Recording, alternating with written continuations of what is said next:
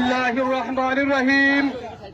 আজকের এই মিছিল পরবর্তী সমাবেশের সম্মানিত সভাপতি, বাংলাদেশ জামায়াতে ইসলামী জগন্নাথপুর উপজেলা শাখার সম্মানিত আমির জননেতা মৌলানা লুৎফুর রহমান, উপস্থিত আছেন সম্মানিত নায়েবে আমির জনাব মৌলানা দরসউদ্দিন, উপস্থিত বাংলাদেশ জামায়াতে ইসলামী জগন্নাথপুরের সম্মানিত সেক্রেটারি প্রিন্সিপাল মৌলানা আফজাল হুসাইন, সম্মানিত আইন শৃঙ্খলা বাহিনীর দায়িত্বে কর্মরত ভাইয়েরা, সাংবাদিক বৃন্দ, জগন্নাথপুর বাজারের বিশিষ্ট ব্যবসায়ী বৃন্দ, সম্মানিত উপস্থিতি এবং আমার প্রাণ প্রিয় জগন্নাথপুরবাসী, আসসালামু আলাইকুম ওয়া রাহমাতুল্লাহি ওয়া বারাকাতুহু। আলহামদুলিল্লাহ, আল্লাহ রাব্বুল আলামিনের শুকরিয়া আদায় করছি। আজ থেকে 1 বছর পূর্বে ঠিক একই সময়ে যে সময় আমরা দাঁড়িয়ে বক্তব্য দিচ্ছি, এই সময়ে আমরা আনন্দ মিছিলে জগন্নাথপুর সহ সারা দেশে আমরা মানুষ মেতে উঠেছিলাম। কেন মেতেছিলাম? আমাদের 15.5 বছরের জালিম শাসক শেখ হাসিনা, যিনি বলেছিল এদেশ থেকে সে পালাবে না, কিন্তু সে পালিয়ে গেছে। পালিয়ে কেন গেছে? এমন জুলুম করেছিল এদেশে তার আর কোন 56,000 বর্গমাইলের টাই হয় নাই। সেই বর্ষপূর্তি উপলক্ষে আজকে আমরা এখানে মিছিল সমাবেশ করলাম। আজকের এই মিছিল সমাবেশ আমাদের কাছে অত্যন্ত গুরুত্বের দাবি রাখে। কেন দাবি রাখে? আমরা কি এমনিতে মিছিলের সুযোগ পেয়েছি? আমাদের প্রায় 2000 ছাত্র এবং আমাদের শ্রমিকরা নিহত হয়েছে, তাদের বুকের তাজা রক্ত বিলিয়ে দিয়েছে।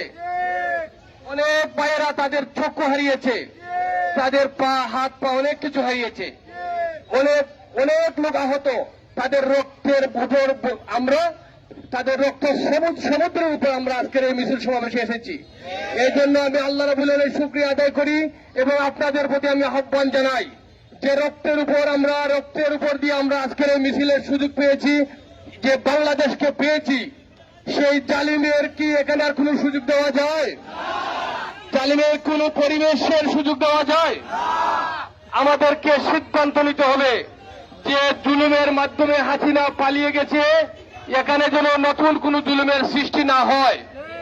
নতুন কোন জুলুমের কি সুযোগ দেওয়া যায়? কখনো দেওয়া যায় না। যারা শহীদ হয়েছে, যারা রক্ত দিয়েছে, তারা তাদের দায়িত্ব পালন করে গিয়েছেন। আমাদের দায়িত্ব হচ্ছে, আবার যদি রক্ত দেওয়ার প্রয়োজন হয়, আবার যদি দেশকে রক্ষা করার প্রয়োজন হয়, আমরা আমাদের বুকের রক্ত ফেলে দিতে প্রস্তুত আছি। আপনারা কি প্রস্তুত আছেন? আবার যদি কোনো স্বৈরাচার মাথা চারা দিতে চায়, তাহলে জুলাই শহীদদের মতো আমরা শহীদ হতে প্রস্তুত রয়েছি। কে কে শহীদ হবে হাত দেখতে চাই। সম্মানিত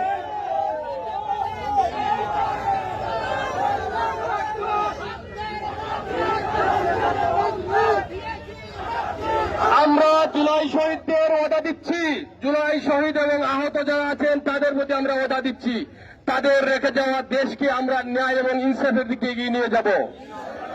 বাংলাদেশ জামায়াতে ইসলামী কোন অন্যায়ের সাথে কখনো আপোষ করে নাই। বাংলাদেশ জামায়াতে ইসলামী কোন জালিমের অর্থের কাছে কোনদিন আপোষ করে নাই। জালিম জেলে পুরেছে, হত্যা করেছে, ফাঁসি দিয়েছে, কিন্তু জামাতের কোন নেতা জালিম হাসিনার সাথে আপোষ করে নাই। এটা শুধু হাসিনার সাথে না, শেখ মুজিবের সাথে আপোষ করে নাই, আইয়ুব খানের সাথে আপোষ করে নাই। এরই ধারাবাহিকতা আজকে বাংলাদেশ জামাত ইসলামী দাঁড়িয়েছে। আমি আমার প্রিয় জগন্নাথপুরবাসীকে বলতে চাই, আপনারা বাংলাদেশ জামাত ইসলামের উপর ভরসা রাখতে পারেন। জামাতের কোন নেতা আপনাদের উপর কখনো জুলুম করবে না, কোন চাঁদাবাজির জন্য আপনাদের সামনে যেতে পারবে না। যদি কেউ আপনাদের সামনে যায়, আমাদের এখানে আমির নায়েব আমির সেক্রেটারি আছেন, আমি অ্যাডভোকেট ইয়াসিন খান আছি, আপনারা আমাদের সাথে যোগাযোগ করবেন। দেখবেন আমাদের কোন কর্মী, কোন সমর্থক সেই কাজের দিকে কখনো সাহস করবে না।